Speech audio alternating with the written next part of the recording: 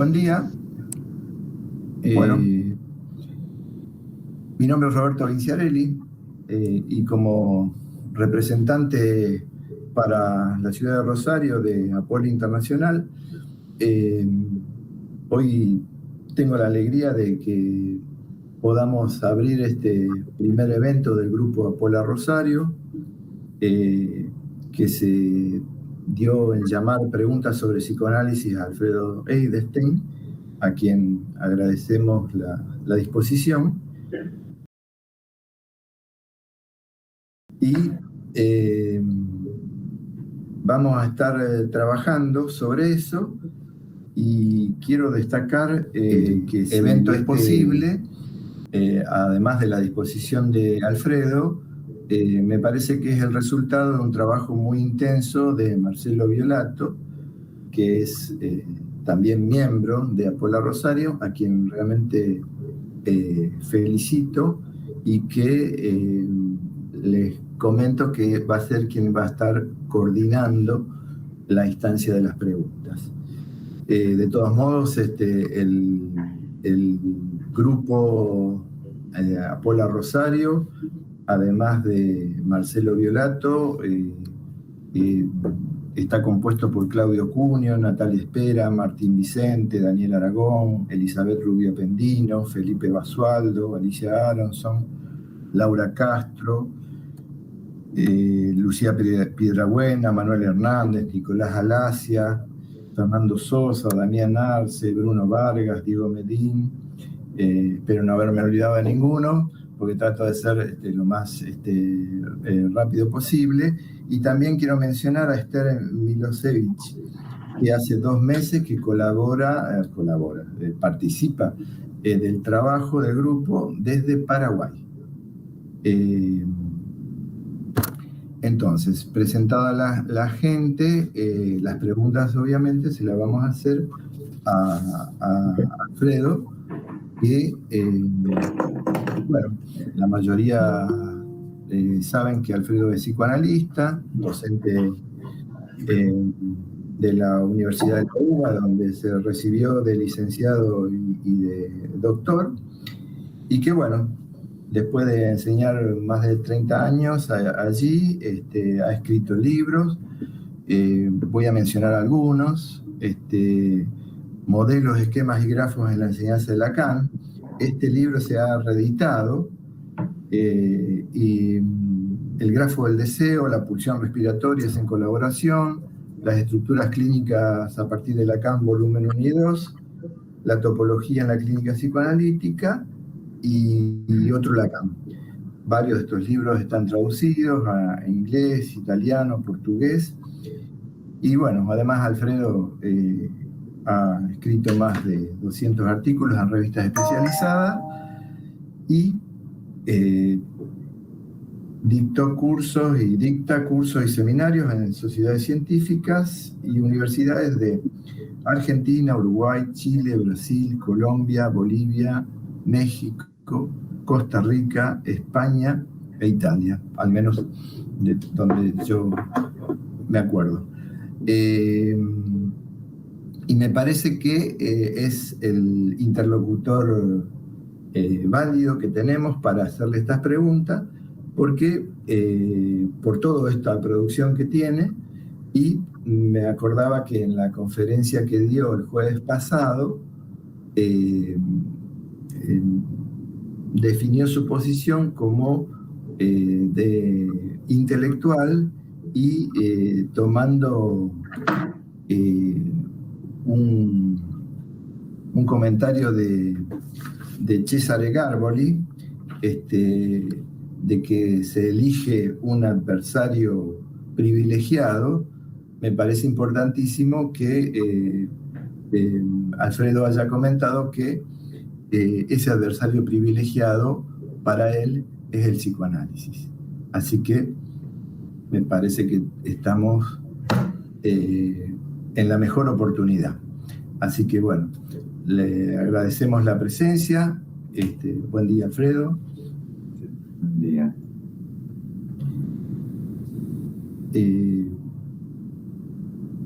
Pasamos a Marcelo para que empiece ya la coordinación de las preguntas. ¿Les parece? Bueno, gracias. Bueno, quizá se podría a lo mejor agregar que el trabajo que nos damos en el grupo tiene que ver con algo que llamamos en su momento nivelarnos con el PIC. Es decir, que todos estemos más o menos al corriente de qué se trata, para después, desde el objetivo, tener una visión o hacer un trabajo bastante crítico sobre el programa de investigación científica de apertura para hacerlo progresar y avanzar. Creo que esa es la idea justamente del programa. Así que en función de eso nos estuvimos reuniendo. Bueno, y producto de eso han surgido algunas preguntas. La primera la voy a hacer yo, la voy a leer porque así fue formulada, entonces parece justo que así sea enunciada acá para todos. Es así. En distintas presentaciones planteó Alfredo Edelstein que la pregunta acerca de si el psicoanálisis es o no una ciencia es una mala pregunta. En una de esas ocasiones ha planteado el ejemplo de que la agronomía, la agricultura y la medicina son prácticas que tienen sus ciencias de respaldo. Como un textual, en este momento la medicina se respalda en biología, física atómica, etc. Ha dicho que estas prácticas pueden ser milenarias o modernas. Acá viene la pregunta. Con esto, ¿se podría decir que considera el psicoanálisis como una práctica y no como una ciencia que pueda producir teoría? Es decir, que tenga el potencial de ser respaldo de algunas prácticas, incluso que sus teorías puedan aplicarse para la confección de teorías de otro campo de conocimiento. Esa es la pregunta. Bueno, buenos días a todos. Gracias, Roberto, por la presentación y Marcelo por el trabajo de propuesta y organización de esta actividad. Bueno, aclaro que yo tengo la fortuna de haber recibido las preguntas por escrito antes, hace algunos días, con lo cual tengo a mi disposición un texto que pude ya leer y trabajar. Entonces, ¿el psicoanálisis es una ciencia o no? Es una mala pregunta, porque no tiene posibilidad de ser contestado razonablemente. Y me parece que en el texto de Marcelo que rescata mi posición al respecto, se filtra de vuelta el problema cuando Marcelo me pregunta ¿con esto se podría decir que considera el psicoanálisis como una práctica y no como una ciencia? Bueno, de vuelta, ahí se filtró de vuelta el problema. O es práctica o es ciencia. ¿Y por qué está mal planteado? Porque hay muchas prácticas regulares, estandarizadas y que se pueden nominar. Muchas de ellas, la gran mayoría, tienen una orientación no científica, y algunas prácticas tienen orientación científica. Con lo cual, no es que si es práctica no es ciencia, hay que ver qué tipo de práctica es. Por ejemplo, un brujo, una bruja, no hablo lenguaje inclusivo. Les pido disculpas a todos los que lo requieran. Me quedé en el español y no puedo salir del español. No sé si tendría que decir bruje, porque bruja, brujo, bruje, no me sale. El otro día escuché una conferencia cuyo título era La Cuerpa. No me sale a mí la cuerpa. Me parece que quizás sea correcto, pero no me sale. Así que no voy a hablar lenguaje inclusivo, les pido disculpas a todos los que se sientan afectados por ello, pero no lo puedo hacer. Un brujo, una bruja, son practicantes. De hecho, puede haber brujos que tienen 20, 30, 40, 50 años de experiencia. Tiene una práctica regular, incluso estandarizada. Uno ya puede saber que para la constipación o la fiebre del hijo es común que el brujo haga una danza fumando tabaco y bailando para extraer los malos espíritus. Bueno, esa es una práctica que no tiene orientación científica. Hay otras prácticas que rechazan la ciencia y se plantean antagónicas de la ciencia. Muchísimos psicoanalistas plantean al psicoanálisis como no es ciencia, la ciencia va para allá, el psicoanálisis va para allá. Hay medicinas no científicas. Por ejemplo, en el medioevo había médicos que se llamaban médicos, practicaban la medicina y que, por ejemplo, para la fiebre podrían hacerte una sangría. Esa es una práctica médica no científica. Lo que Foucault dice que es antes del surgimiento de la clínica. Ni se preguntaban, ¿las sangrías hacen bien o hacen mal?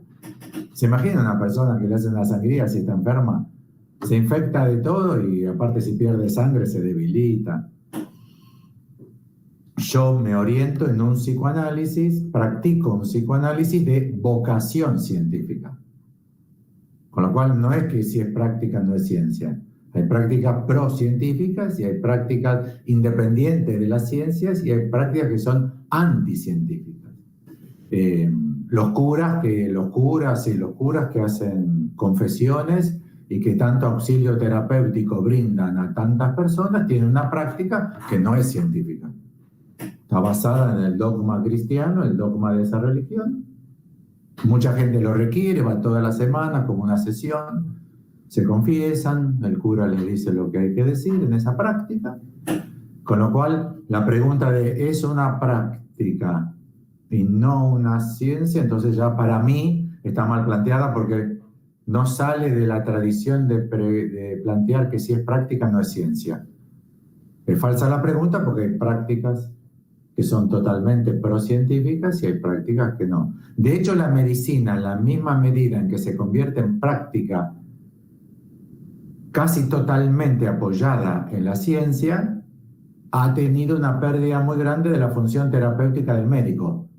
El médico ya no te mira, ya no te escucha, pone en la computadora lo que hay que poner, con su saber te dice lo que hay que hacer y en 5 minutos resolvió la consulta. Porque no entiende que para qué podría servir mirarte, hablarte, darte un consejo, tranquilizarte con alguna promesa, esté tranquilo, amigo mío, que todo esto va a ir muy bien. Ya no te lo dicen. Igual ya no te lo dicen porque también reciben muchos juicios de mala praxis. Me prometió que me iba a curar y estoy peor y viene el juicio, así que los médicos... Y nuestra práctica tiene mucho que ver con el corrimiento de la medicina cada vez más hacia un discurso muy poco salido del canon científico. Eso lo pueden leer muy bien ustedes en Psicoanálisis y Medicina. Muy lindo artículo de una conferencia de Lacan. Y lo otro, Marcelo, que hay que agregar a tu pregunta, que no la contesto porque está mal formulada, es que el psicoanálisis como productor de ciencia, hay 2 o 3 variables a contemplar ahí. Primero, que el modelo científico del psicoanálisis desde Freud es absolutamente constituido multidisciplinariamente.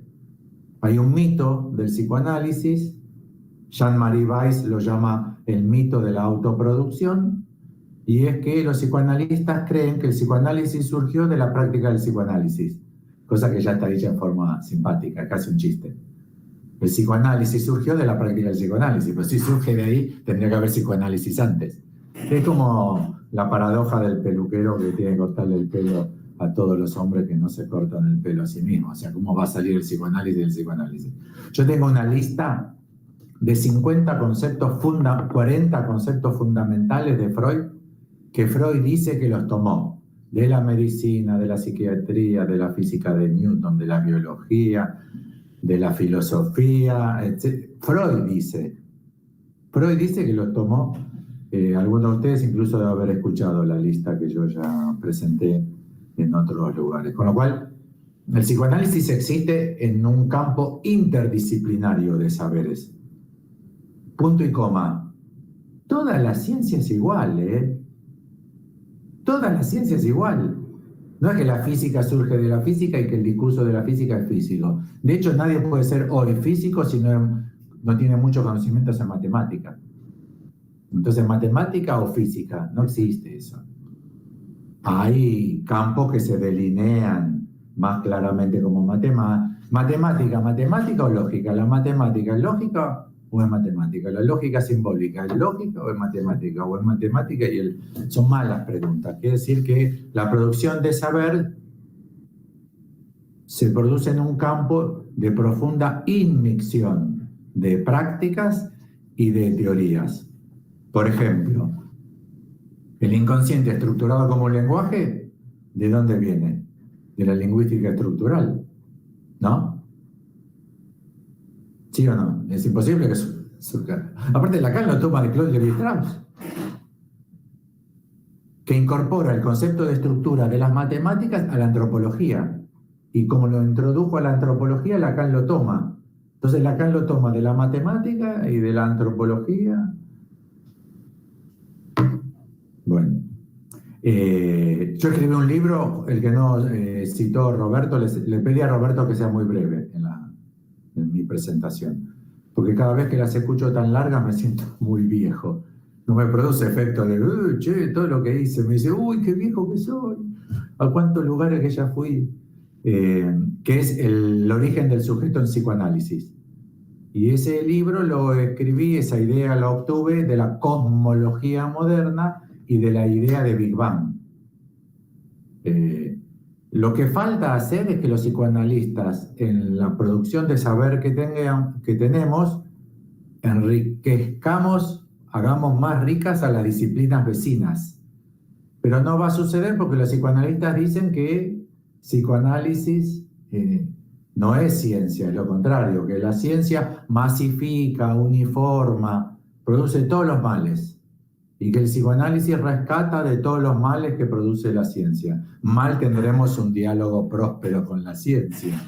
Para mí el psicoanálisis que yo tomo desde Lacan y que compartimos con tantísimos colegas en Apola, no todos, es una práctica que se origina en una teoría, para nosotros un PIC, un programa de investigación científico, que desarrolla en ese diálogo teoría-práctica más teoría, pero el psicoanálisis está todavía muy perezoso en compartirla con la disciplina científica porque nos posicionamos como en enemistad. Lo que podríamos proponer como desarrollos de saber sería todo lo que nosotros sabemos sobre el saber no sabido. El investigador en ciencia trabaja sobre el saber no sabido. Le resulta obvio, ¿no? El profesor en la facultad enseña lo que sabe. El investigador, no el profesor. Aunque trabaje 4 horas como profesor para tener un sueldo y 4 horas como investigador. Cuando trabaja las 4 horas como investigador, investiga en lo que no sabe, ¿no? Si no, no investiga. Investigar es trabajar con el no saber. Bueno, el psicoanálisis plantea que el estatuto de ese no saber es saber no sabido. Bueno, esa idea de Lacan, que no prosperó en el lacanismo, es una idea que a muchísimas disciplinas científicas les podría resultar interesante para el diálogo. Bueno, no sé si se admite una brevísima repregunta. Entonces tampoco habría una diferencia entre ciencia fundamental y ciencia aplicada. En el contexto de la pregunta. Por ejemplo, los casos más concretos de eso que vos decís que yo conozco son matemática pura y matemática aplicada, y el otro caso que yo conozco, quizás hay más, es física teórica y física de laboratorio. Son los dos casos más, bueno, los más conocidos, pues yo conozco de estas cosas, de libros de divulgación. Yo no soy físico, no soy matemático, no soy lógico, soy lingüista, no soy nada. Soy un psicólogo de la UBA. Algunos me cargan y me dicen, ¿con B larga o con B corta? Pero en esos casos, no hay que perder de vista que la matemática pura no deja de ser matemática, y la matemática aplicada no deja de ser matemática. Es muy interesante que piensen que la matemática no está reconocida por los empiristas como ciencia. De hecho, no hay premio Nobel de matemática. Y no hay premio Nobel de matemática porque le falta la empiria, la base empírica. O sea, es un empirismo de 1890, desde que hay premio Nobel, en que vivió Nobel. Me parece que hay investigación, en medicina, claro, en medicina hay investigación básica, los que miran por el microscopio y los que hacen cálculos estadísticos. Ahora con la pandemia queda claro, ¿no? Que hay muchísimo de la medicina que es estadística. ¿Vieron, no? Hoy la clave son los números. Y el que no esté mirando los números se arriesga a que explote la situación. El otro día Quirós en Buenos Aires dijo, va a haber tercera ola, fíjense que en Israel la cantidad de casos, o sea, matemática. Medicina, sin matemática, sin estadística, para que sea más evidente, ¿no? Pero bueno, son quizás costados de los campos de saber, pero no hay que perder de vista que siempre están inmiccionados, porque la teoría puede dar un paso que habilite la práctica, la empiria, la práctica empírica, así como la práctica empírica puede tener varios resultados que hacen modificar la teoría. Estos idas y vueltas son fundamentales y en psicoanálisis no los podemos aprovechar porque el psicoanálisis se posicionó que es una práctica y no una ciencia. Lacan lo dijo una vez, eso. Esa desgraciada frase la dijo una vez, la dijo. Frente a Quine, el filósofo lógico de Estados Unidos, en las conferencias que dictó en Estados Unidos. 50 veces dijo que el psicoanálisis es ciencia y o que debería serlo. Y en los lacanianos, en el lacanismo se tachó las 50 veces que dice que sí y se quedaron con una vez que dice que no. Hay que pensar ese problema. ¿Por qué el psicoanálisis tiene tanta vocación de no ser ciencia? No sé por qué. No lo entiendo. Son todos egresados de la facultad, los psicoanalistas, ¿no? El 99.9% de los psicoanalistas del mundo son egresados de la facultad. No vienen de una iglesia, de un templo, de una tribu donde el chamán les dijo, tienes que ser psicoanalista. No sé por qué los psicoanalistas odian la ciencia. Bueno, hasta ahí, Marcelo. Muchas gracias. Le doy paso a Natalia. Entonces, Natalia espera con la primera pregunta de ella. Gracias Marcelo, compañeros. A veces me sale la E. Se te escucha muy bajito. A ver ahí, si no, saco los auriculares ahí se escucha mejor. Ahí un poco mejor y habla con voz alta. Bueno, muchas gracias. Ahí un poquito más fuerte. Bueno, mi pregunta se enmarca en la presentación de tu investigación, Psicoanálisis y Posmodernidad.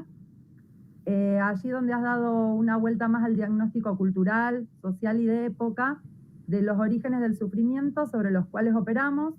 En relación a esto, mi pregunta sería, ¿se han iluminado en este recorrido algunas coordenadas para pensar nuevas causas del sufrimiento, además de individualismo, biologización, nihilismo, tiempo presente y posibles respuestas? ¿O podríamos pensar en que se ha afirmado el posicionamiento propuesto que llevamos adelante con el PIC? Si bien se puede bosquejar alguna respuesta después de haber escuchado todas tus presentaciones, quería escucharte. Bueno, me tienen de cerca, están ahí. Son como una sombra. Me preguntan de esta semana y de la semana pasada. Muy bien, los felicito. Están activos. Sí, claro. Primero, para mí es un efecto de cierre del bucle. Cuando redacté el PIC hace 10, 12 años, muchos me preguntaron en los primeros años, en la apertura, en aquella época, ¿por qué individualismo, biologización, nihilismo y tiempo presente? ¿De dónde lo saqué? Porque siempre la pregunta en psicoanálisis es, ¿de dónde lo sacaste? ¿De dónde Lacan sacó el simbólico imaginario real? ¿Vieron? Porque hay poco pensamiento de inmicción. Porque esto si uno estudia, está en los libros, está donde, entre los libros, entre los autores, ahí, entre física, filosofía, ahí, ideología política, ahí está todo mezcladito, está todo mezcladito. Lo que no quiere decir que uno no pueda iluminar un sector local, hacer un corte local y decirse filósofo, y otro podrá decirse psicólogo. Bueno, pero cuando lo redacté, se me armó en la cabeza y lo propuse, lo redacté y lo discutimos en apertura y muchos adhirieron, la gran mayoría, y seguimos y volvimos a revisar y lo corregimos varias veces. Ahora estoy trabajando con estos autores que elegí para posmodernidad: Bauman, Lyotard, Boyer, Lipovetsky,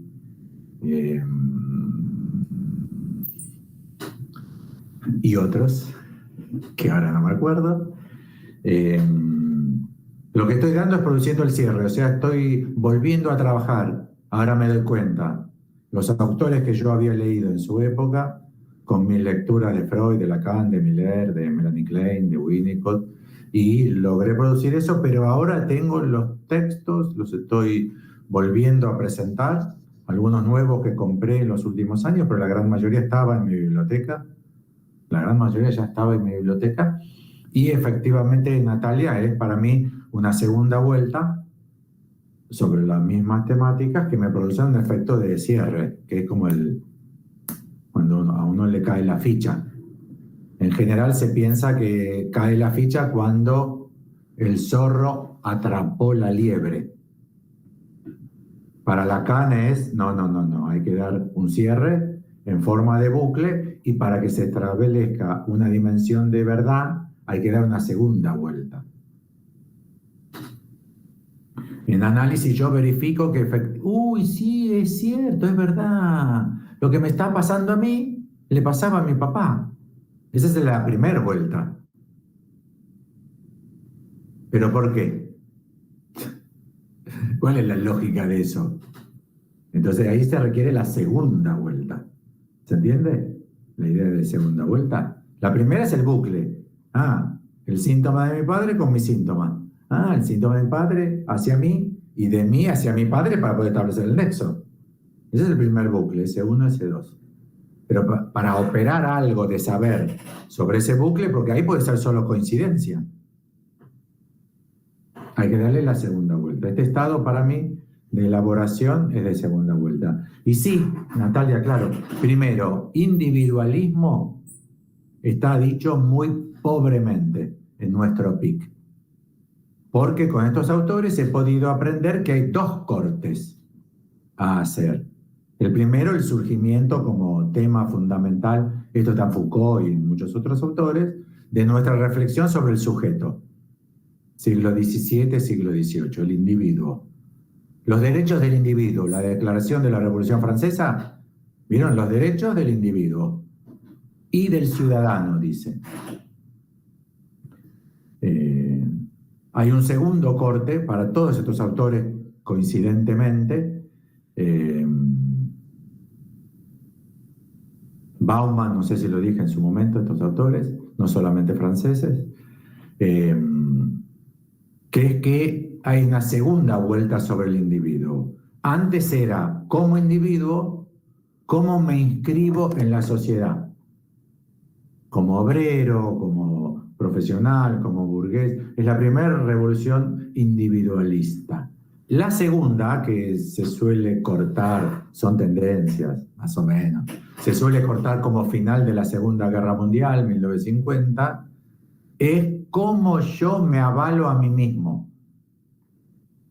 Mi ser de goce, para decirlo en lacanismo. Cómo yo, después de una experiencia profunda de búsqueda en mí mismo, encuentro mi verdad en mí mismo. Ya no como inscripción social. Me pongo un plumero, veo una película que a nadie le gusta, pero a mí me gusta. Esto para mí es arte. Bueno, yo hice esto con un ganchito recién mientras los escuchaba y bueno, para mí es arte. ¿Vieron cómo está la discusión ahora, no? Para mí es arte. Y alguno se va a querer matar cuando yo le diga, y lo pagué $1.000. $1.000, me quiere matar por esa pelotudez del hambre. Bueno, sí, pero lo hizo un hindú en Nueva York. Y yo, esto es arte. ¿Y qué es arte ahora? Lo que para mí es arte. No es que voy a buscar a Google qué es arte, ¿entienden? Ahora yo encuentro la verdad en mí. Y mi destino, mi función, es encontrar mi propia verdad en mí. El psicoanálisis está totalmente jugado en eso. Yo no trabajo así, ni el PIC de Apola propone eso. Pero el psicoanálisis hegemónico, freudiano, kleiniano, winnicottiano, milleriano, soleriano, todos por igual, el psicoanálisis en general, digo, que es encontrar tu propia verdad en ti mismo. ¿Qué es el ideal social de la posmodernidad? Eso se llama personificación, ya no individualismo. Bueno, el nihilismo, ahora lo puedo decir con claridad, es un producto de la posmodernidad fundamentalmente por nuestra condición de sociedad de consumo. Nosotros somos consumidores. Y en tanto consumidores, consumimos objetos. La industria produce consumidores, no objetos. Lo que hace falta son consumidores. Después le da celulares, tablets, viajes, música, espectáculos, no importa, fútbol. Lo que hace falta es que haya consumidores. Y lo que la sociedad produce son consumidores. Ahora, el problema del consumo, de la sociedad de consumo, es que produce vacío. O sea, no hay ningún objeto que satisfaga nuestra necesidad de consumo. Y ahí se produce un sinsentido. El vacío de la modernidad es un vacío de tanto consumidores. Ustedes van y compran. Todos vamos y compramos. La diferencia es si compramos mucho o si compramos poquito. Los pobres, los ricos, los medianamente, todo igual, ¿eh? El pobre también va y compra, en el sentido del consumo, no de la necesidad. Cuando compras, estás contento, gozás. El imperativo de goce es consecuencia del imperativo de consumo. Porque si compraste el televisor para el cual es 100.000 pulgadas que ni te entra ni en el coche, te entra ni en la casa. Y tu mujer te dice, pero si ese televisor, ¿dónde lo vamos a poner? Si no entra, no te das cuenta que no entra. Bueno, pero Carlos tenía un televisor, yo también quería un televisor, entonces me compré un televisor que ni entra. Ahora, la felicidad de la compra del televisor, ¿cuánto dura? Un instante, porque después ya quiero otra cosa. Lo que produce la sociedad de consumo en un círculo vicioso negativo es nihilismo. Por un lado, o sea, del lado del objeto. Del lado del objeto, nihilismo. Y por otra parte, nuestro estado social es también la caída de los metarrelatos, de las utopías. Nosotros ya no creemos en la salvación como sujetos posmodernos, ni religiosa, ni científica. La ciencia no nos salvará, la religión no nos salvará, y la ideología tampoco, el comunismo, la caída del comunismo y del nazismo. Con lo cual ahora podemos tipificar bien el nihilismo. Es por la sociedad de consumo del lado, es mi propuesta, Natalia. Son hipótesis de trabajo que comparto con ustedes. No tienen mucho valor. Si a alguno le interesa y sigue por ahí, bárbaro, pero no garantizo nada de lo que digo. Son hipótesis de alguien que ni siquiera es conocedor profundo de sociología, antropología, etnología. Soy un psicólogo de la UBA. Y entonces también el nihilismo es que no hay futuro. No hay futuro. En el sentido de un futuro mejor. Venimos de una sociedad que creía en el futuro mejor, que es la modernidad. La ciencia, el comunismo, el nazismo hará que la sociedad futura sea mejor para todos. Ya no creemos en eso. Es mejor para todos, según mi evaluación, ¿eh? Estamos en la mejor sociedad de la historia de la humanidad. La sensación de la gente es que estamos peor. A lo que se diagnostica como nihilismo. Y esto es entonces la caída de los metarrelatos por un lado. Quizás el psicoanálisis también cayó como metarrelato, ¿eh? El hombre nuevo, digo. Ahora hay una pastilla para tomar, pero la promesa del psicoanálisis quizás también cayó con el comunismo, con el nazismo. Y por el otro lado, el consumo. La sociedad de consumo lo que produce es vacío. La era del vacío la llama Lipovetsky. O la sociedad de la decepción. Estamos decepcionados. Vivimos mejor que nunca. Lo puedo demostrar en cantidad de alimento, en agua potable, en educación, en teléfono, en transporte, en guerras, en asesinatos, mundialmente hablando. En América Latina con los feminicidios venimos un desastre. Aumentaron tremendamente los feminicidios, o los femicidios, no sé cómo se dice. También algunos países latinoamericanos están más pobres que hace 5 o 10 años. Pero a nivel mundial, si ustedes toman China, India, son miles de millones que salieron del hambre y de la falta de agua potable y falta de vacunas. Eso en cuanto al nihilismo. También respecto al nihilismo, la propuesta de Marc Augé es muy interesante, porque todos los autores trabajan como que hemos perdido el sentido de la vida. Ya no hay ningún sentido, no tiene ningún sentido. Voy, me compro zapatos nuevos, al otro día, ¿qué? Igual no tiene ningún sentido la vida. Lo que dice Marc Augé de una manera muy interesante es que vivimos en una sociedad de exceso de sentido, ya que exigimos que todo tenga sentido. Mientras que otras sociedades antes, o que ahora no sean posmodernas, no preguntan qué sentido tiene esto. Es interesante, no lo presenté todavía en las presentaciones de psicoanálisis y posmodernidad, porque Marc Augé será el autor que voy a presentar en la próxima. Pero es interesantísimo lo que dice. ¿Qué sentido tiene esto? Habría que pensar con el cuñado, no con un paciente, pero con un cuñado habría que decirle, ¿y por qué te preguntas el sentido de esto? ¿Qué sentido tiene que haya ganado el partido B? ¿Qué sentido? ¿Hacia dónde vamos? Es una pregunta posmoderna. Lo que produce como resultado es ausencia de respuesta, pero quizás por exceso de pregunta sobre el sentido. Es una idea muy interesante. Incluso para trabajar en la clínica, con pacientes que tengan estos problemas. Con pacientes, hay muchos pacientes que vienen con este problema. Obviamente que en los casos de holofrase, del lado de la esquizofrenia, va a haber una pérdida y un vacío total, y no vamos a ponerle Marc Augé a esa clínica, pero en otras clínicas que sea muy pertinente. Y Natalia, lo último. Trabajé un poquito individualismo, ¿no? De lo que me preguntaste, un poquito nihilismo. Bueno, tiempo presente está claro porque no hay futuro. Con la caída de los metarrelatos no hay futuro.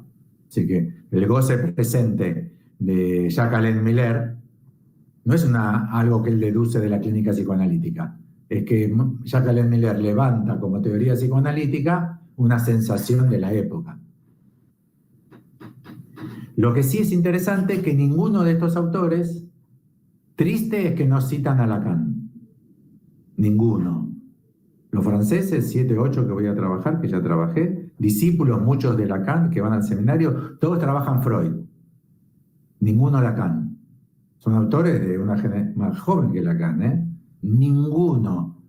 Incluso los que trabajan significante, gocen, ni lo nombran. Eso es triste. Se nota que están todos muy mal en el lacanismo. Segundo, que son freudianos. Tercero, que no trabajan casi con matemática. Quizás por ser postestructuralistas, no sé, hay que trabajarlo. Pero lo que sí queda del lado solamente del PIC de Apolla es la biologización. Ninguno habla de ello. Así que ahí, ¿quién te dice? Un porotito. Los psicoanalistas podamos aportar a esta discusión, no solamente entonces nihilismo, tiempo presente e individualismo, sino que también hay una biologización, medicalización del sufrimiento notable, que el psicoanálisis es el peor para verlo, porque trabaja con la pulsión y el goce como si fuesen de origen corporal. El cuerpo real, es biológico, es carne. Como dice Miller, todos los psicoanalistas dicen lo mismo. Los que odian a Miller también. El hueso de lo real. Más biologización que eso. ¿Conocen algún psicoanalista que no sea de Apola que diga la idea de lo real? Es una idea lo real. Es una idea. Pero se trabaja como si fuese un hueso. Ya no la carne, sino algo más duro. Porque la carne se va, pero el hueso queda, diría Miller, por los esqueletos, no sé. Pero es el hueso de lo real. Eso en la discusión posmoderna no se toma en cuenta. Y nosotros lo tenemos articulado en el PIC. Quizá también se puede entender, es hacer como una red de los cuatro, modificando los cuatro tal como corresponde a estas investigaciones y chequeando que efectivamente estos diagnósticos nosotros los consideramos válidos. También me parece totalmente válido la caída de los metarrelatos. En América Latina todavía hay un poco de revolución socialista, hay movimientos guerrilleros, hay todavía en América Latina una promesa de futuro. En los países postindustriales, en los países que ya están muy informatizados, ya no hay, pero no funciona la promesa de futuro. En América Latina todavía bastante sí. Con lo cual quizás haya que ajustar un poco el diagnóstico de posmodernidad para que contemple bien el caso de América Latina, porque a nosotros nos interesa, porque practicamos todos nosotros en América Latina, con hispanohablantes al menos. Hasta ahí, Natalia. Bueno, ahora vamos con una pregunta que tiene que ver con que al inicio de este año trabajamos unas 4 o 5 reuniones sobre el tema de modelos y nos pareció interesante introducir una pregunta que es de Martín Vicente, que está acá presente. Estuvo trabajando mucho sobre el libro de Alfredo, Esquemas y Grafos, y también sobre la propuesta de Lakatos. Entonces, en función de eso, confeccionó esta pregunta que les voy a leer ahora. Dice así. Apola elige la propuesta de Lakatos como modalidad para materializar sus objetivos como sociedad psicoanalítica. Deduzco entonces una adherencia a los postulados de la propuesta de Lakatos. Esta propuesta admite la autonomía relativa de la ciencia teórica con respecto a la aplicada experimental. El trabajo desde una perspectiva teórica hace hincapié en la heurística positiva de un programa de investigación científico, lo cual implica trabajar sobre la complicación del cinturón protector, entre paréntesis modelos. Mi pregunta es por esos modelos. Lakatos dice que de ellos que son un conjunto de condiciones iniciales, composición de teorías observacionales, entre paréntesis, que se saben sustituibles y por ello las anomalías son irrelevantes, entre paréntesis hasta cierto punto. Entonces, dice Lakatos, si la heurística positiva se especifica con claridad, las dificultades del programa son matemáticas y no empíricas. Mis preguntas son, nos dice Martín, ¿cómo entiende los modelos y el trabajo desde ese enfoque? La primera. La segunda, ¿a qué cree que se refiere con que las dificultades del programa son matemáticas, en oposición a las empíricas? Bueno, esta es más difícil. Incluso muchos de ustedes que deben haber escuchado el texto de la pregunta deben haber dicho ¿qué? Porque bueno, Martín ha trabajado en profundidad, un autor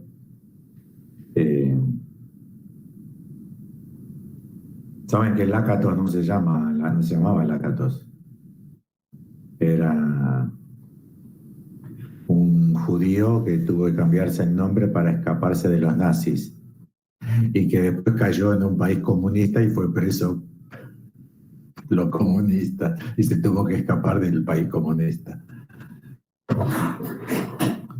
Bueno, el siglo XX, la verdad, no sé cómo la gente en el siglo XXI dice que estamos peor. El siglo XX es el de las calamidades más grandes de la historia de la humanidad. Si ustedes hacen la lista de guerras nada más, decenas y decenas y decenas y decenas de millones de muertos, siglo XX, como nunca fue el más atroz. Yo creo que también eso colaboró mucho con la caída de los metarrelatos, porque la ciencia quedó implicada en las masacres, en el paradigma de la bomba atómica, ¿no? ¿A dónde nos conduce la ciencia? A la destrucción total. Entonces que cayó la promesa de la ciencia como resolución utópica de que vamos a vivir mejor. Yo creo que la ciencia produce que vivamos mejor, pero en la consideración de la gente, ya no. Bueno, para responderle entonces a Martín, que es una pregunta muy específica en torno a un autor.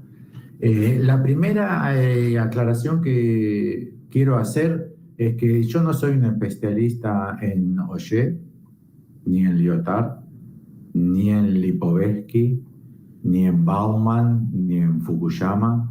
Los leí varios libros de cada uno de ellos, reflexioné mucho sobre ellos. Soy un neófito en esa materia.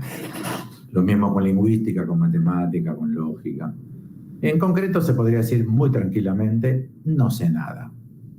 Pero no por socrático, no me hago el socrático, solo sé que no sé nada. De verdad no sé nada. Sé un poquitito de cada cosa, me preocupo por saber, pero se darán cuenta que como cito desarrollo de 20 disciplinas, y para saber bien de una no te alcanza una vida. Vieron que en lógica están los especialistas en lógica empirista o en Descartes, y son especialistas en Descartes, ya 25 años estudiando Descartes, imagínense si yo me tengo que hacer especialista. Bueno, entonces de Lácatos no sé nada. Martín, te aclaro que seguramente vos sabés muchísimo más, si bien lo estudié con muchísima seriedad, lo trabajé con muchísima seriedad, presenté extensamente en Apertura en su momento desarrollos, pero no soy especialista en Lácatos. Primera cuestión. Segundo, no tomé de Lácatos más que algunas cosas. O sea, hice un corte instrumental y no es que masivamente tomo de Lácatos. Si es por masivamente, tomo más de Coiré y de Popper en epistemología que tanto de Lácatos. Hoy, en su momento, conseguí los consejos de Lacan y estudié Coiré y pude entrar a la epistemología a través de Coiré, que es donde Lacan dice, che, dale, lean Coiré. Lo dijo una vez y lo tuvo que decir de vuelta a los 20 años. Les dije, por favor, lean Coiré. A sus discípulos, no a los kleinianos, a los que estaban en el seminario. Así que yo empecé con Coiré, en eso soy muy serio. En general, si Freud aconseja algo, lo reviso, y si Lacan aconseja algo, lo estudio. Y últimamente con Popper, que es francamente la epistemología exactamente que yo sostengo.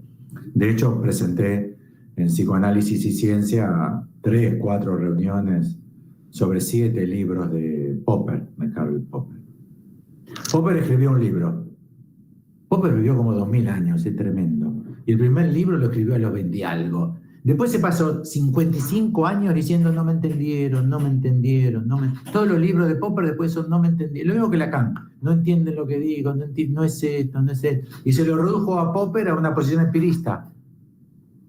Hay que contrastar empíricamente un saber para que sea científico. Y Popper dice, no es lo que yo digo. Lo que yo digo es que las teorías tienen que ser formuladas teóricamente para ser criticables y tienen que ver si efectivamente esa teoría es criticable. De Lácatos solamente tomé entonces la idea de que toda disciplina debe basarse en un programa de investigación, que ese programa de investigación, toda la epistemología razonablemente la que yo tomo, no la de Freud. La de Freud es la contraria. La de Freud es hacemos una experiencia, nos golpeamos la cabeza contra la pared, volvemos a hacer la experiencia, nos volvemos a golpear la cabeza contra la pared, la cabeza a cabeza, Para Freud es la experiencia de satisfacción o de insatisfacción que queda inscripta en el aparato como huella anémica, eso se vuelve a producir, se producen contactos entre las huellas anémicas y a partir de ahí puede ser que yo diga, yo ya me había golpeado con la piedra, ¿qué pasa que me golpeo con la piedra? Eso es empirismo. Es la epistemología del siglo XXI. En el siglo XXI todos los autores tienden a hacer, se llama epistemología naturalizada, las corrientes más prósperas del siglo XXI, que es la de Freud. De hecho, muchos citan a Freud. La de Lacan es racionalista. En el comienzo está el verbo. Primero el significante, la articulación significante, el otro, todo junto, eso es sincrónico, y luego la posibilidad de que advenga algún tipo de experiencia. Si no está el significante y el otro antes, no viene ninguno. Entonces, primero un programa de investigación, y a mí me venía muy bien Lakatos, porque yo entendía que el psicoanálisis tenía un programa de investigación, pero que tenía una heurística negativa. O sea que todos sus desarrollos eran para defenderse a sí mismo y avalar sus orígenes en un bucle eterno. Volver a Freud. Freud tenía razón, volvamos a Freud. Todo lo que trabajamos es para confirmar que Freud tenía razón. La heurística positiva de Lakatos es trabajamos para criticarnos. Lakatos y Kuhn son algo así como discípulos de Popper. De hecho, Popper critica muchísimo a Kuhn. Explícitamente, tiene páginas y páginas de crítica. A Lakatos más o menos, a Kuhn mucho. Entonces, para Lakatos, primero, como para Popper, como para Lacan, no así para Freud, no así para Jacques Miller, no así para Colette Soler, no así para los psicoanalistas argentinos, que no doy el nombre de ninguno para no pelearme más, no quiero lío, ya estoy viejo. Entonces cito a los franceses que ni me conocen, así que no hay problema. Lo critico a Jacques Miller, la critico a Colette Soler, total. A Jana Lush, total. No existo yo soy un sudaca para ellos. Para ellos todos, primero el cuerpo real, después lo imaginario, el estadio del espejo, y después el significante, pero el significante no puede significantizar todo lo que viene del cuerpo. Ya conocen el verso repetido, parece un tango, se lo deben saber de memoria. Entonces, efectivamente, tomo de Lakatos solamente porque aprovecho su heurística negativa, porque la única disciplina que yo conozco fervientemente con heurística negativa es el psicoanálisis. No la lingüística, no la sociología, no la antropología, no la etnología, no la filosofía, no la matemática, no la física, no la biología. Todos van para adelante. Intentan progresar. Si ustedes le dicen a un psicoanalista estándar, seguramente en Rosario, en la esquina, tienen un psicoanalista. Si no es en la esquina, o tiene una prima, una cuñada, el hermano de vuestra pareja es psicoanalista. En Rosario hay psicoanalistas a pasto. Díganle así, en secreto, no le digan que yo le diga así. ¿Y vos qué estás haciendo? Y el tipo dice, bueno, la clínica. Leí Más allá del principio del placer y me rompió la cabeza. Lo que dicen los psicoanalistas. Siempre les rompe la cabeza Más allá del principio del placer. Hace 80 años que le rompe la cabeza a los psicoanalistas Más allá del principio del placer. Bueno, que es el escrito más biológico de los de Freud. Es tremendo. Es tremendo, Es el más biologicista de Freud, Más allá del principio del placer. La pulsión de muerte de Freud, originada en la sustancia viva. Y ustedes díganle al psicoanalista que tiene en la esquina, yo estoy trabajando en el progreso del psicoanálisis. No hay progreso del psicoanálisis. ¿Cómo progreso? El psicoanálisis no progresa. Se lo van a decir así, Háganlo en secreto y tiren primero la trampa de decirle tú que estás trabajando, así ese le contesta le contesta a ustedes, y tú que estás trabajando, estoy en el progreso. Eso es heurística positiva. En el sentido popperiano, la heurística positiva es autocrítica. ¿Dónde fallé?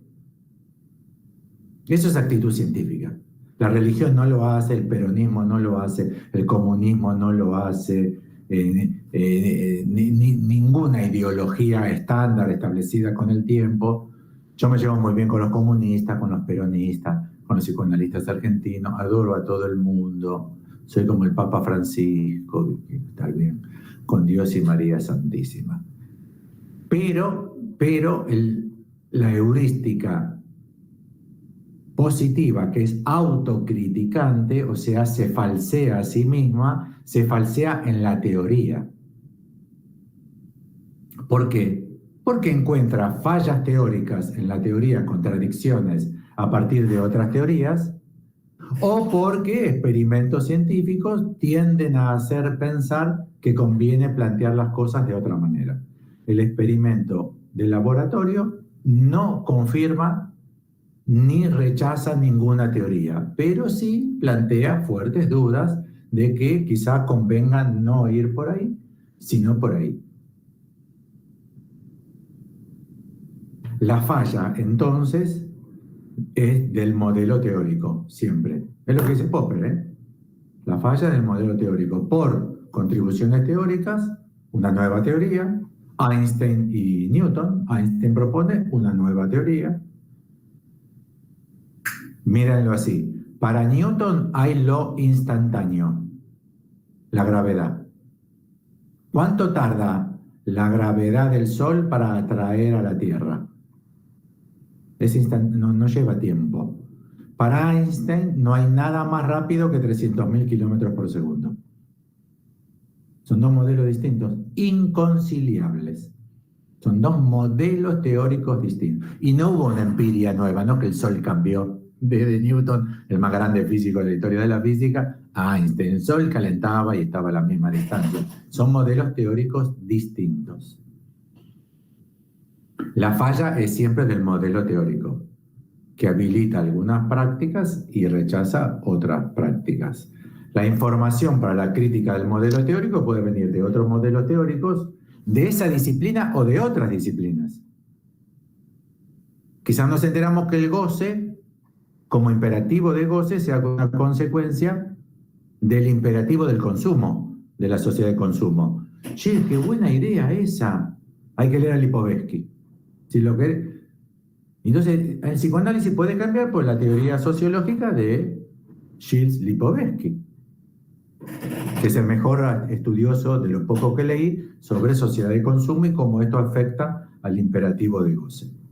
Ahora, Martín, ¿por qué Lakatos dice matemático y no teórico y o lógico? No lo entiendo.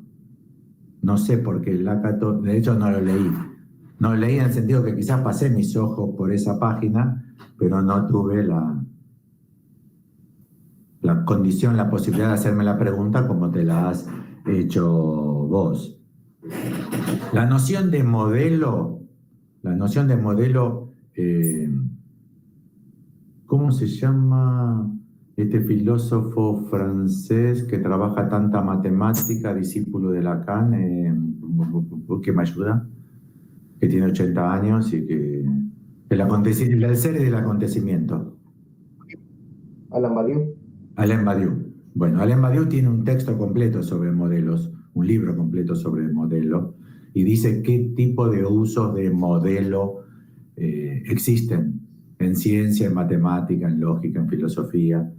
Es interesante el libro de los modelos de Badiou. No me acuerdo su título, pero bueno, en Google pongan Badiou modelo. De hecho, Mercado Libre te lo lleva hoy a la tarde a tu casa.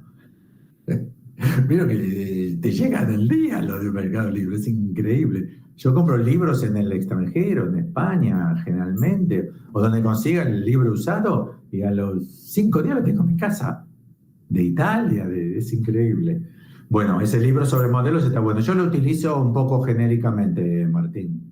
Lo utilizo así, como un conjunto de ideas tramitadas como si fuesen conceptos.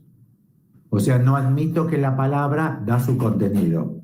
O sea, el concepto de padre no es lo que en el diccionario de la Real Academia Española encontrás definido como padre. Es el concepto de padre.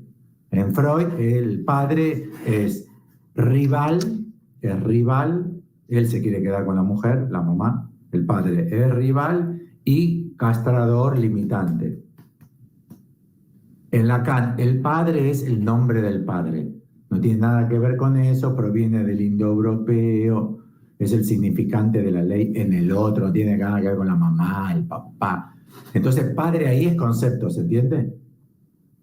En Melanie Klein el padre es víctima, porque la pulsión de muerte con la que uno nace en exceso la proyecta sobre el padre y retaliativamente te viene desde el padre, con el cual el padre de Melanie Klein siempre es víctima de la pulsión de muerte del niño. Hay que ir a rescatar al padre. Reparación se llama en Melanie Klein. Culpa y reparación. Culpa por haberlo atacado y la reparación porque hay que arreglar al papá, que se lo atacó porque uno tiene mucha pulsión de muerte. Para Melanie Klein se nace con más pulsión de muerte que con pulsión de vida. Para Freud tiende a equilibrarse como una balanza en Freud. En Melanie Klein no, es más pulsión de muerte que pulsión de vida. Igual que para Jacqueline Miller. Y para todos los lacanianos hay siempre exceso de goce mortífero. No conocía ningún lacaniano que nunca jamás haya propuesto un trabajo de un caso de exceso de pulsión de vida, de goce vivífero. Pobres, ni lo saben, pero bueno, yo me río de ellos.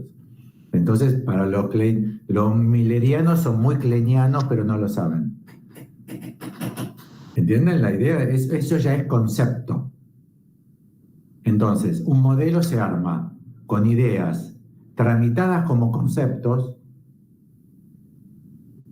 articulados entre sí, nombre del padre, deseo de la madre, sujeto abarrado, objeto a, intervalo, los frases, son tramas de conceptos, están en red. Quiere decir que si uno trabaja uno, inexorablemente eso implica un trabajo sobre el otro. Y seamos sinceros, nunca se puede hacer más que localmente, nadie puede todo el psicoanálisis, toda la sociología, toda la antropología. Son accesos focales de red, pero no hay una red total. Se intentó, ustedes saben que hay una historia que se intentó presentar toda la matemática con teoría de conjuntos. Bourbaki, si quieren leer sobre eso, Bourbaki, no es un autor, es un conjunto de matemáticos franceses que anónimamente producían como Bourbaki, como si fuesen matemáticos. Fue una idea interesante y es con lo que trabajó Lacan mucho tiempo, que habría una forma de presentar la matemática, la teoría de conjuntos, que podría dar cuenta de toda la matemática. No. Hay teoría de números reales, teoría de números complejos, ecuaciones de segundo, tercer grado. No, se abandonó ese proyecto. Son como capítulos articulados, pero es como si fuesen redes de redes. ¿Se entiende? Como si hubiese redes de números reales. Yo no sé ni qué es eso, ¿eh? Redes de números complejos. Y hay algo que serían las matemáticas, que sería una gran red que inscribiría estas redes. Esa red no se puede escribir. No hay un libro de la matemática. No lo hay. Hay presentaciones para el vulgo, para nosotros, de matemática. Yo leí uno de ruso de Alexandrov. Muy, muy bueno. Un compendio de 3 volúmenes de 800 páginas. No lo leí todo, ¿eh? No, leí todo. Los tengo los 3, leí los capítulos de topología, de Pi, otras cosas que me interesaban por Lacan. Eso tampoco es toda la matemática, ni lo fue en su momento. Y para modelo, Martín, yo agrego que es una maquinita, que son ideas tramitadas como conceptos, articuladas en redes, que son como una maquinita. Son como una maquinita, ¿entienden? Que funciona. ¿Y qué quiere decir que funciona? Y que produce más ideas, que pueden llegar a ser conceptos, y que también producen empiria y acceso a la empiria. O sea, produce mundos. Son modelos que producen mundos. ¿Vieron la dificultad de los que son hablantes del inglés como lengua materna para utilizar el artículo femenino y masculino y para distinguir entre ser y estar? ¿Vieron la dificultad? Yo ser muy contento de estar aquí O un británico te dice, ya sé cómo es femenino y masculino. Masculino es que termina en O. Y vos decís, ya está, se fue al carajo, porque hay un montón de casos que no. Le decís, no, mirá que es la mamá y el papá. Papá termina con A. Y los tipos ya están muertos. ¿Por qué? Porque su lengua no les habilita a ver esa diferencia que nosotros que hablamos español la vemos, porque está en la calle. ¿Entiendes? Para nosotros está en la calle. Pero no es que está en la calle. Es que el orden simbólico en el que estamos inmersos habilita un mundo y operaciones sobre el mundo. La operación moderna postmoderna sobre este mundo es que en el fondo no hay diferencias entre mamá y papá. Que es la posición feminista. Yo viajé a Suecia hace 35 años, a Estocolmo, no fui a Suecia, fui a Estocolmo hace 35 años y fui al baño. Llegué al aeropuerto de Estocolmo y fui al baño. Como cualquiera que tenga un avión 12 horas, te vas al baño. Entro al baño de hombres y había un cambiador de pañales de bebé en la pared. Y yo dije, ¿qué es esto? Como un cambiador. Se imagina cómo fui yo como padre cambiando pañales a mis hijos, ¿no? Le decía a mi mujer, me parece que se hizo caca. Me parece que se hizo caca. Un padre de lo de antes. Y ahora, ¿entienden cómo es? Que a partir de una cierta ideología cambian las funciones padre y madre, papá y mamá.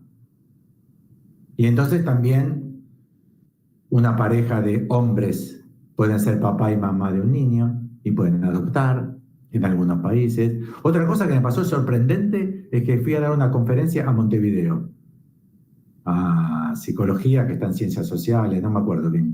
Y quiero ir al baño, que estoy un poco chancho hoy. Igual no digo lo que voy a hacer al baño, que yo me voy a lavar las manos. Entro al baño de la Facultad de Sociales en Montevideo y salen chicas y chicos de la misma puerta. Y yo dije, ¿y a dónde voy? No están separados en la facultad, baño de hombres y baño de mujeres. Están muy modernos, muy postmodernos, en Montevideo, en ese edificio. Y yo, ¿a dónde voy? ¿Dónde me meto? Eso es un modelo, ¿entienden? Cambian las puertas, cambian los cartelitos de las puertas, cambian también a dónde vamos. Yo ya no tenía el cartelito que me indicaba dónde ir. En Instancia de la Letra, Lacan trabaja mucho los baños de caballeros y damas. Es muy interesante el trabajo de Lacan. En una estación de ferrocarril, modelo antiguo, yo hablo de aviones. Pero también cambia la sensibilidad que yo tengo. Porque no me siento incómodo saliendo del baño y lavándome las manos al lado de una chica que salió de la puertita de al lado, que estaba en la pileta de al lado, lavándose las manos también. ¿Entienden? Hace 20 años le hubiese dicho, querida, te equivocaste de baño. Este es el baño de hombres. O ella me hubiese dicho, viejo sucio, ¿cómo se metió asqueroso en el baño de mujeres? Y era una sensación de indignación. Un modelo también es, ¿entienden? Cambia el mundo. Y al cambiar el mundo cambiamos nosotros, porque nuestra sensibilidad, lo que nos resulta hoy un horror, quizás hace 100 años era nada, no nos resultaba nada, quizás ni lo veíamos. No sé por qué lo dice matemático. Yo lo diría simbólico. Fundamentalmente matemático, pero también lógico. ¿Entienden la estructura? Lo que estamos hablando es de la estructura. Yo utilicé modelo porque me resultaba también, porque ¿vieron que un modelo te ayuda a pensar? Bueno, el avión, antes con una maqueta, hacíamos un modelo, mira el avión, lo haríamos, qué interesante, che, entendí, lo pondrías así, entendí, voy y lo hago, ¿entienden el modelo? La función de modelo, no de modelo, de una modelo de televisión que es bella, o modelo en el sentido de que otras mujeres deberían copiarla para tener el mismo cuerpo. Ser flaca sería. Ahora ya pasó un poquito la moda de eso. Pero bueno, muchas mujeres tenían que ser flacas y después vino la anorexia. Esa idea, si la seguís, si seguís flaca, te da anorexia. Y después te morís. Si seguís, te morís. Unas cuantas se murieron. Ahora pasó de moda eso. ¿Vieron que pasó de moda? ¿Vieron que la incidencia de casos de esas anorexias graves bajó muchísimo? ¿Se dieron cuenta de eso? No es la pulsión oral y el exceso de goce por la caída de la función del padre. Eso es zaraza lacaniana. Es todo el modelo de la sociedad que empuja. Para eso utilizo modelo, ¿entendés, Martín? Y no lo propongo, como dice tu pregunta, en oposición a empíricas, porque para mí no hay oposición teórico-empírico. Para mí siempre hay, en el comienzo está el verbo, como el Evangelio según San Juan, que toma Lacan, siempre primero la idea, la palabra, el significante, el discurso del otro, y eso habilita mundos que se los puede llamar universos, empirias, etc. Una vez habilitado, hay una dialéctica que ya no queda tan claro qué es teórico, qué es empírico. Hay como una dinámica, como un bucle de Lacan, de S1, S2. Ya el O me parece improcedente, ¿entendés? Teórico o empírico. A pesar de lo cual no concedo que en el origen tiene que ser teórico. O sea, la preeminencia, la primacía, la preexistencia siempre del significante como idea. No está primero el cuerpo biológico, la experiencia animal y el surgimiento de la palabra. Puede resultar un poco contradictorio, ¿se entiende? Porque hablo de una interrelación en bucle, teoría-empiria, pero digo, se empieza siempre por la teoría. Puede resultar un poco contradictorio. Yo me lo planteo, Martín, como si fuese axiomático. Es mi postulado de inicio. ¿Y cómo lo sabés? Ah, no. Es mi postulado de inicio. Es la idea que me parece más razonable para armar el modelo. Pero ni lo puedo demostrar, obviamente, y no puedo rechazar que alguien diga, ah, bueno, pero para mí no. Para mí primero hay un cerebro en el mundo. Las neuronas que se conectan, como Freud en el proyecto. Entonces, primero neuronas o primero significantes.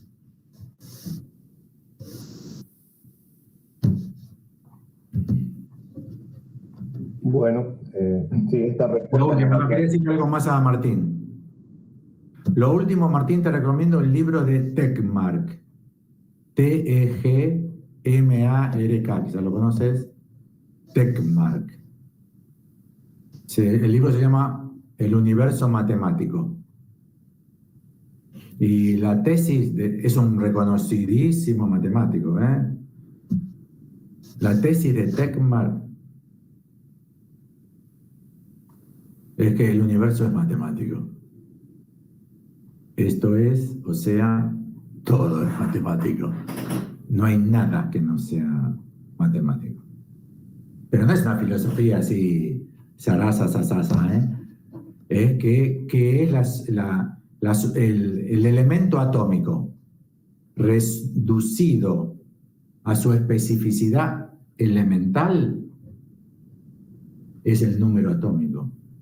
O sea, no hay más que números atómicos y combinación de números atómicos que generan el universo, con lo cual el universo es matemático. Pero bueno, eso ya sería algo así como mucho para nosotros. Igual, la idea está, ¿eh? ¿Entendés que lo que te estoy diciendo en última instancia es que ya todo es matemático? Ya tenemos claro que lo que estamos haciendo, todo esto que hacemos es, saben ustedes que son algoritmos, ¿no? Hace falta una antena y energía eléctrica, sí, pero el Zoom, Internet, todo esto son números, eso es claro, ¿no? Y ahí es cuando decimos, qué lástima que soy tan malo en matemática. Bueno, me anoté en psicología porque yo quería que no haya matemática. ¿Cuántos de ustedes se anotaron en psicología porque no había matemática?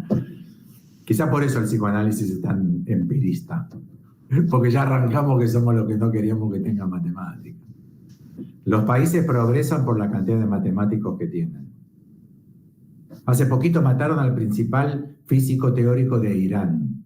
Saben que hay un problema con las bombas atómicas de Irán, ¿no? Estados Unidos, China, Irán. Irán tiene muchas bombas atómicas. Produce energía atómica para hacer bombas. Irán. Y Israel está al lado y la relación es cuasi bélica todo el tiempo entre Israel e Irán. Estados Unidos también, China, Rusia, obvio. China, Rusia, Estados Unidos, pero el foco es Irán y Israel en una frontera ahí. Y hace un año o algo así mataron al físico teórico principal de Irán. Muchos dicen que fue Israel. Es altamente posible. Israel dice que no tiene nada que ver, obviamente, ¿qué va a decir? Así como Irán ataca las plantas de agua de Israel cada 2 días. Ahora, ¿qué? Israel no tiró una bomba atómica sobre el uranio, ¿entienden? Mató al matemático. Alcanza con matar al matemático. Si vos matás al matemático, todo el uranio del mundo. De hecho, debe haber un internet oscura donde puedes comprar uranio. Tienes $1.000.000, compras de la Unión Soviética una valijita, como en las películas. ¿Vieron Misión Imposible? ¿Vieron Misión Imposible, no? Te compras la valijita con el uranio. Espectacular. Todos juntamos, hacemos una vaquita en la pola y nos compramos 1 kilo de uranio, posta a posta, de la ex Unión Soviética. Sí, perfecto. ¿Y qué haces con el uranio? Aparte de morirte, porque seguramente lo manejamos mal y nos contagiamos todos. ¿Qué haces con el uranio? Tenés que buscarte lo que realmente falta, que es el sujeto, no voy a decir el tipo porque las feministas se van a enojar, y el tipe no me sale todavía. Tenés que buscarte un sujeto que sepa los cálculos. O sea, quizás Martín todo en matemática, que es una cierta propuesta del estructuralismo. Ahora estamos en antiestructuralismo. La posmodernidad a nivel teórico es muy postestructural. Y postestructural quiere decir antirracionalista, antiestructuralista y antiteoría. Se trata de la empiria. Pero bueno, era una pregunta muy difícil, Martín. Me tomé mucho tiempo para decirte que no sé.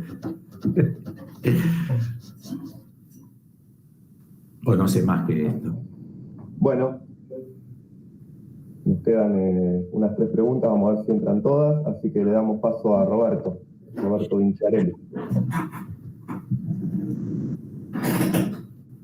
No sé si está por ahí. Bueno, sí. Sí, ya estoy. Gracias, Marcelo. Bueno. Alfredo, la pregunta mía tiene que ver con algo que estuvimos pensando. Yo he estado participando bastante poco de las reuniones del grupo, pero en el momento que he estado participando se estaba hablando mucho de la producción del material, es decir, si ese corte que hacía el analista o esa apuesta era algo que podía teorizarse o era una corazonada, como se dijo, entre otras cosas. Entonces, digo, para contextuar un poco de dónde saco la pregunta, porque bueno, después de todas estas otras preguntas súper sesudas, puede parecer demasiado simple. Entonces, la pregunta es, en la producción de material, que es lo que genera el analista, ¿qué papel juega el contexto discursivo en el corte que produce el analista? Eso es. Sí. Las simples son las peores. Las preguntas simples son obviamente las peores. Especialmente para el que tiene que contestar, digo, ¿no? Sí, seguro. Respecto de la corazonada, una breve cita de Picasso que Lacan desgraciadamente citó: yo no busco encuentro, que es una desgracia total esa frase. ¿Qué van a hacer? Hay frases buenas y hay frases malas. A mí esa me parece malísima. Porque también Picasso dijo, Picasso el pintor, Pablo Picasso el pintor, también dijo La inspiración viene, es verdad, solo si estás trabajando. O sea, la corazonada viene, sí, claro. Si trabajaste un montón, si pensaste un montón, si estudiaste un montón, porque vos podés tener un tacho al lado tuyo, un tacho con desechos. Por ejemplo, alguien que hace la limpieza de un quirófano. El de la limpieza, ¿eh? Ni el cirujano, ni el anestesista, ni la instrumentadora, ni la enfermera. Bueno, ya estoy hablando machista, ya soy machirulo. El enfermere, el anestesista, no sé cómo será, porque puede ser enfermera o enfermero. ¿Por qué tiene que ser enfermera? ¿Y por qué cirujano? ¿Por qué los cirujanos hombres y las enfermeras? Bueno, perdón. Entonces, enfermeres, cirujanes, todo eso. Y entonces viene el sujeto de la limpieza. Y tiene el tacho de todo lo que, no quiero ser muy asqueroso, de todo lo que le extirparon en la operación. Sí. ¿Ustedes creen que ve que se desarrollan bacterias y que en cierto lugar de las bacterias se desarrolla algo que es antibiótico? Se llama serendipia, no sé si ustedes conocen serendipity, en inglés serendipia, creo que hubo películas para niños sobre la serendipia. No. Es cuando se encuentran las cosas de casualidad. Serendipia es cuando, búsquenlo en el diccionario, en Google, serendipity en inglés, es cuando se encuentran las cosas de casualidad. Ahora digo, un analista. Los analistas dicen así: escuchándote se me ocurrió. Esa es la frase que yo más odio de los psicoanalistas. Porque escuchándote se me ocurrió que tengo unas ganas de comer tremenda. ¿Qué quiere decir? Sí, escuchándote se me ocurrió. Se me ocurre cada cosa escuchándote. Escuchándote se me ocurre que hace 10 minutos que no te escucho.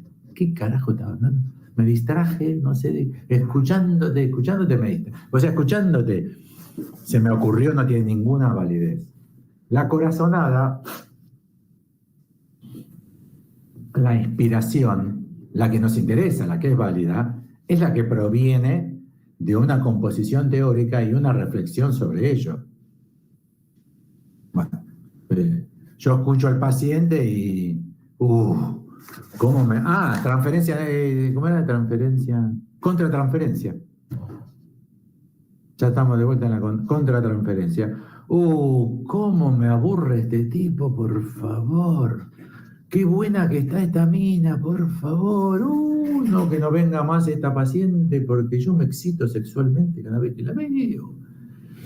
O este tipo me deprime, o el otro me cago de la risa. Es un paciente que me cuenta chiste, me cago de la risa. Toda la sesión me cago de la risa. ¿Cómo pongo a trabajar eso? No, flaco, no lo pongas a trabajar eso. No pongas a trabajar eso. Es lo mismo que Einstein ponga a trabajar en la teoría de la relatividad extendida sus relaciones sexuales con la nueva pasante del laboratorio. O sea, Einstein, no es una historia verdadera que yo sepa. Albert Einstein se excitó sexualmente con la pasante, con la becaria. ¿Y eso qué tiene que ver con la...? No tiene nada que ver. Eso justamente no es lo que proviene de un marco teórico. Y justamente si eso te pasa, tendrás que revisar, no atender a ese paciente, no atender este año, dejar de ser psicoanalista si todo el tiempo tenés excitación sexual con tus pacientes, y bueno, quizás no tengas que ser psicoanalista, porque te calentás con los pacientes, o te enojás o les pegás. Acá les pegaba mucho a los pacientes. Hay un libro de Jean Alush que cuenta todas las anécdotas de las patadas, trompadas, escupidas, macetazos de Lacan a sus pacientes. Yo le diría, doctor, revíselo eso. Me parece que usted está un poco cucú. ¿Cómo le va a tirar una maceta a un paciente?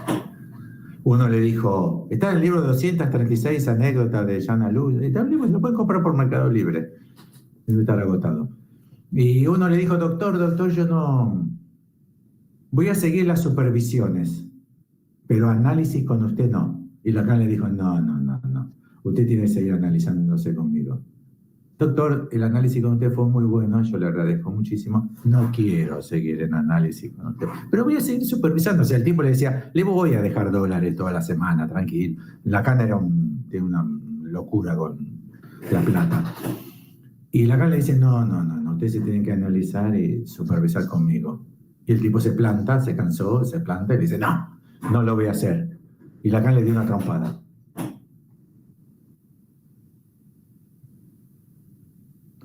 Y eso no es psicoanalítico. ¿Qué quiere que te diga?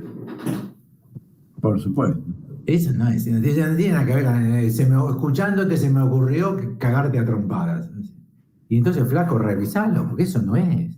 No entra en el marco teórico de aquello que se circunscribe. Como tampoco los consejos. ¿Vieron cuántos analistas aconsejan? ¿Por qué no vas a ver a este traumatólogo? Es muy bueno, me atendió a mi hijo.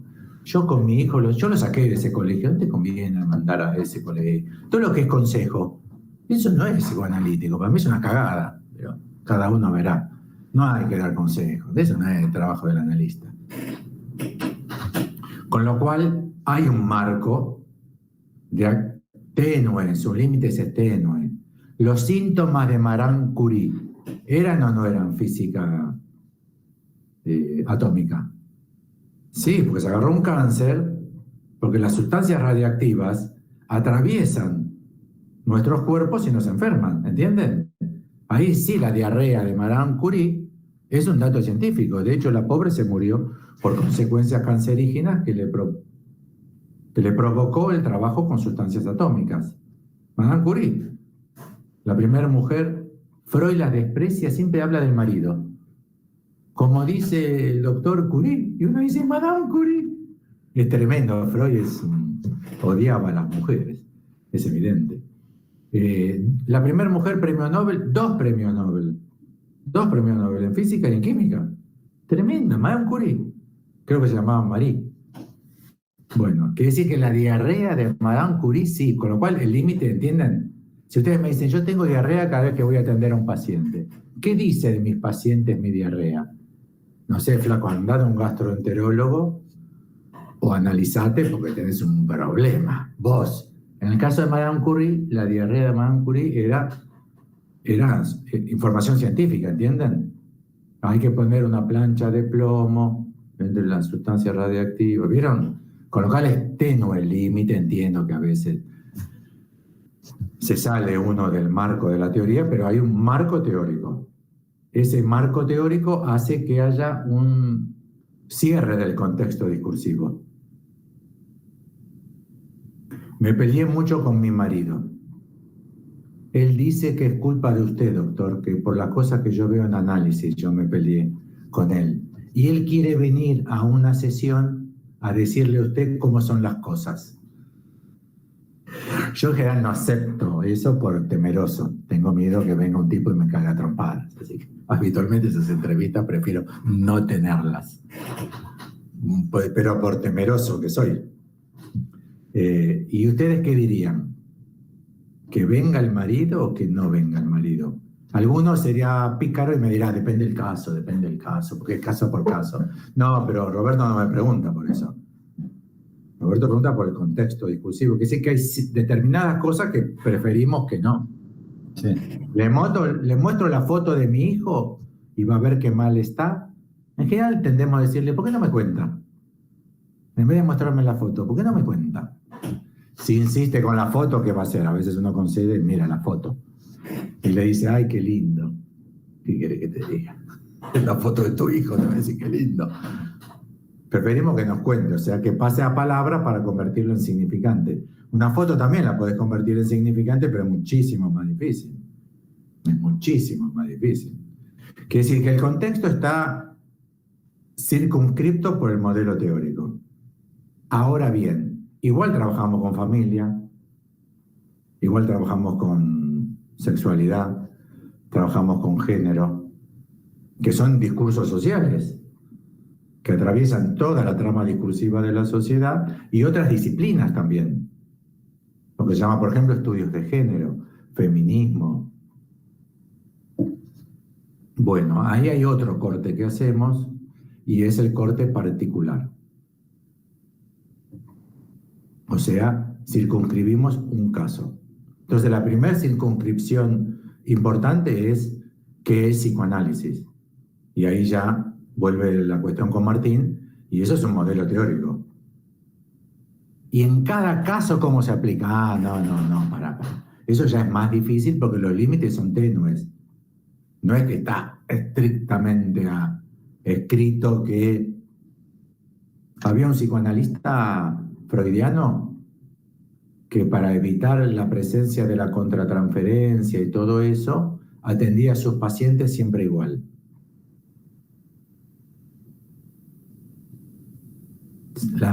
Usó la misma ropa en el consultorio no la misma, la lavaba, pero todas camisas blancas, siempre el mismo modelo, todas corbatas azules, siempre el mismo nudo, el mismo modelo, todo traje azul oscuro, siempre el mismo modelo, el mismo traje de la misma marca, siempre zapatos negros acordonados y limpios, ¿sí? Para convertirse en neutro. Entonces el primer modelo, siempre tenue, es el discurso psicoanalítico, que es psicoanálisis y que no. Doctor, vengo a verlo para que me diga qué pastilla tengo que tomar. Yo soy doctor, pero no en medicina. Y yo le diría, no, yo en eso no le puedo ayudar. Vaya a un psiquiatra en todo caso. Yo no, esto no entra dentro del marco de esta experiencia. Segundo, otro cercionamiento es el caso por caso. O sea que de toda la trama discursiva enfocamos no en el individuo, no en la persona que consulta, sino en el caso. Que no es la persona que consulta, no es lo mismo. Piénsenlo así: psicoanalista, psicoanalizante. Dos términos generados en diferencia por Lacan. Antes era psicoanalista paciente. A partir de Lacan, psicoanalista psicoanalizante. ¿Cuál es el sujeto? No, ninguno de ellos. El sujeto de cada análisis es algo entre psicoanalista y psicoanalizante. El psicoanalizante es el individuo. Ahora bien, el caso. Yo vengo a verlo porque mi mujer insiste en que yo tengo que analizarme. Es frecuente. Al menos hasta hace unos años era frecuente. Y usted, pero usted, ¿por qué viene? No, a mí no me pasa nada. Mi mujer dice que yo tengo que venir. Bueno, amigo, ¿y por qué viene? Ah, porque dice que si no se va a divorciar, y yo no me quiero divorciar, así que vengo.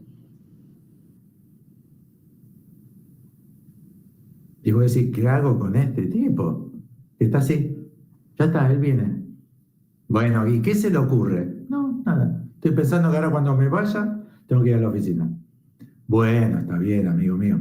¿Y problemas? ¿Qué problemas tiene? No, ninguno. Yo no veo ningún problema. En la pareja tampoco. Ella dice que yo tengo problemas. Para mí no los tengo. Pero vengo a verlo porque se me dice que se va a divorciar. Y yo no me quiero divorciar. ¿Ok? ¿Compete o no compete la siguiente pregunta? O sea, antes de provocar un acting out, la siguiente pregunta es, pero muy bien, ¿y su mujer? ¿Qué problemas ve en usted? ¿Esa es válida o no? Esa es válida. Aunque a los psicoanalistas no les gusta esa, porque los psicoanalistas tienen que decir usted de usted. No, si su hermana dice que usted está hecho una tarada, no importa. ¿Usted qué cree? ¿Que está hecho una tarada o no? No. Bueno, entonces listo, eso es lo que cree su hermana. Nosotros trabajamos el caso en inmixción de otredad, que es la persona que viene más un conjunto que no sabemos bien cómo confeccionarlo, de las relaciones significativas que esa persona tiene. Quizás sea el jefe de la oficina, quizá un compañero de fútbol, quizá el portero del edificio. Con lo cual, varios cortes se hacen. Todos ellos los hace el analista. El primero es evidente, ¿no? El analista dice, yo soy psicoanalista y acá hago psicoanálisis. ¿Y qué es psicoanálisis? Lo que ese analista cree que es psicoanálisis, ¿o no? Dar medicación, quizás alguno cree que sí, porque también es psiquiatra psicoanalista, y da medicamentos, y le parece perfecto. O le da consejos. No, deberías divorciarte, deberías casarte, no deberías viajar, deberías dejar la ferretería de tu papá. Da consejos. Para mí no. Pero bueno, depende del modelo teórico de psicoanálisis que tenemos.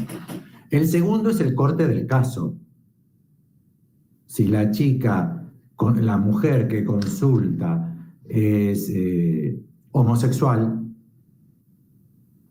y sufre problemas de discriminación por ser homosexual en la oficina, el corte que hacemos no incluye las discusiones feministas.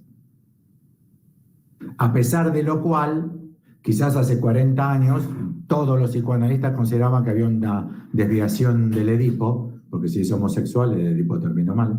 El Edipo de Freud termina en heterosexualidad. Sépanlo.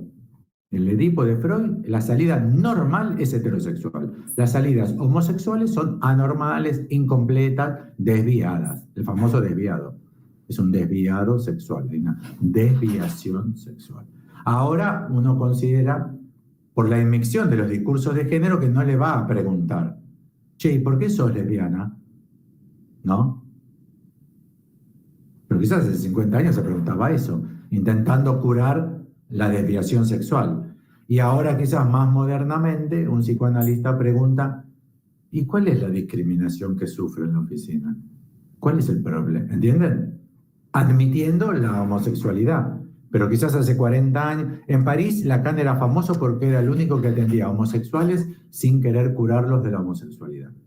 Todos los otros psicoanalistas querían curar a los homosexuales de su desviación sexual. Para mí, aunque no lo digan, todavía la mayoría de los psicoanalistas consideran a los homosexuales como desviados.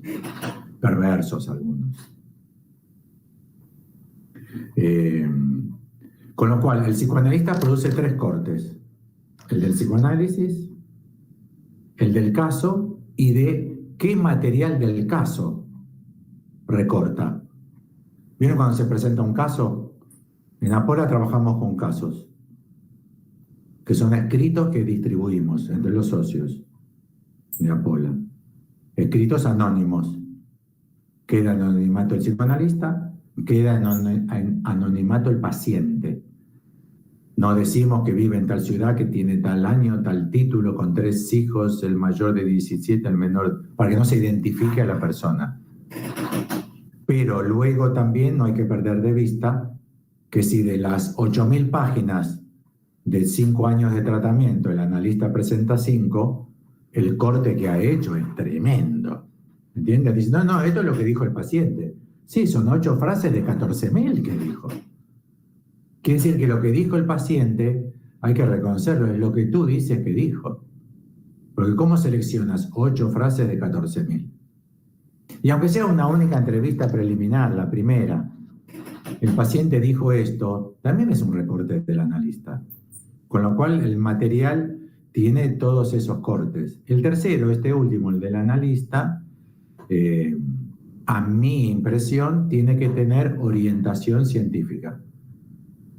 ¿Qué quiere decir? Que tiene que ser especialmente falsable, teórico y no experiencial. Estamos muy avanzados en la hora, quiero trabajar solamente esto último. Una cosa es el experimento científico, otra cosa es la experiencia. Tanto la experiencia acumulada, tiene mucha experiencia, como la experiencia de que fui a Londres. No, sí, Londres, ¿dónde está muy bien? De pipí cucú. Fui a Londres. Dejé el celular apoyado sobre la mesa del bar, la mochila apoyada en la silla del bar, en la calle, y cuando volví me la habían robado. Y cualquiera le diría, pero sos un salame. ¿Cómo vas a dejar una mochila colgada en la...? No, yo pensé que en Londres no robaban. No sabés cómo me desilusioné que en Londres también roban. Eso es una experiencia, ¿entienden? Puede ser más violenta, vas a la India y te violan. Ahí tendrías. Como Los Caminos a Katmandú, un libro ya antiguo. Vas a la India, haces así como un año de hinduismo y terminás violado detrás de la pared de un templo por 14 hombres que venían de la obra de construcción. Ahí tenés una experiencia. O podés tener mucha experiencia en el sentido de acumular experiencia. Es un analista muy experimentado con... Esos son canas nada más. Es viejo. Los analistas no son viejos, son muy experimentados. Tienen mucha experiencia. Un experimento es algo científico que se hace en el laboratorio que consiste en lo siguiente. Tengo 10 variables, modifico solo una y dejo las otras 9 igual. ¿Entienden? Un experimento en ciencia es, tengo 10 variables, modifico solo una y veo cómo se comporta. Si no hay modificaciones, esa la dejo igual y modifico la segunda. Y dejo las otras 9 igual. Entonces tenemos el experimento, que es ciencia, que no garantiza la teoría, pero te da datos. Tenemos el mucha experiencia y tenemos el haber hecho una experiencia. Bueno, yo trabajo con la idea de que los analistas no tenemos que orientarnos en la experiencia. Un campesino que produce arroz, como se lo hace 3.000 años en Japón, produce muchísimo menos arroz que como se hace con alta tecnología, con drones y campos abonados en el terreno de al lado. Tiene muchísima experiencia, son sociedades de 2.000 años de antigüedad, 5.000 años. ¿Vieron cómo se habla de China? No, pero ellos tienen 5.000 años de antigüedad. Nosotros hace 5.000 años, ¿qué hacíamos? Comíamos piedra.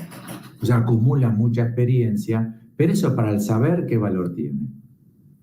Yo trabajo con el psicoanálisis orientado lo más posible, siendo una práctica, hacia la ciencia. Entonces considero que lo que recorta el analista tiene que ser racionalmente cortado, ¿entienden? Que el corte tiene que ser racional. ¿Qué quiere decir racional? Que tenga alguna justificación que yo pueda transmitirte y que tú puedas admitir. Es el matema. ¿Vieron que el matema es enteramente transmisible? Porque es un número, una letra, claro. Un caso no puede ser presentado como un número, una letra, no alcanza. Pero la ambición de Lacan es que lo comunicable del psicoanálisis no sea por el lado de la vivencia, que yo tenga que apagar la luz y que todos nos tomemos de la mano para expresarte eso, que la palabra, abracémonos porque la palabra no puede expresar todo lo que en este momento. Bueno, esas son experiencias muy válidas, fundamentales para un montón de coordenadas. Para el psicoanálisis, eso que se recorta tendría que estar justificado, ¿entienden? No lo justificamos plenamente nunca, pero al menos confeccionado con la idea de que se pueda justificar. Y no que sea, escuchando a este paciente se me ocurrió celeste clarito. Y le dije, celeste clarito. Siempre el analista cuando cuenta eso se sonríe. Vayan a Ateneos Clínicos, van a ver cuando el analista dice, y se me ocurrió decirle, vete de aquí. Y lo dice siempre con una sonrisa. Ustedes observen la sonrisa, es muy importante. Por ejemplo, cuando los políticos se sonríen, cuando hay una conferencia de prensa y los políticos se sonríen. No es lo mismo cuando los políticos están neutros o cuando los políticos tienen cara de culo porque esto es una catástrofe y no sé cómo irme de acá, me tengo que quedar. Pero cuando hay sonrisa, el analista cuando dice, y se me ocurrió, porque entienden lo que es, ¿no? Comunicación inconsciente-inconsciente. Y eso no es racional ni razonabilizable, ni racional. Ya se me trengua la traba que hablé mucho.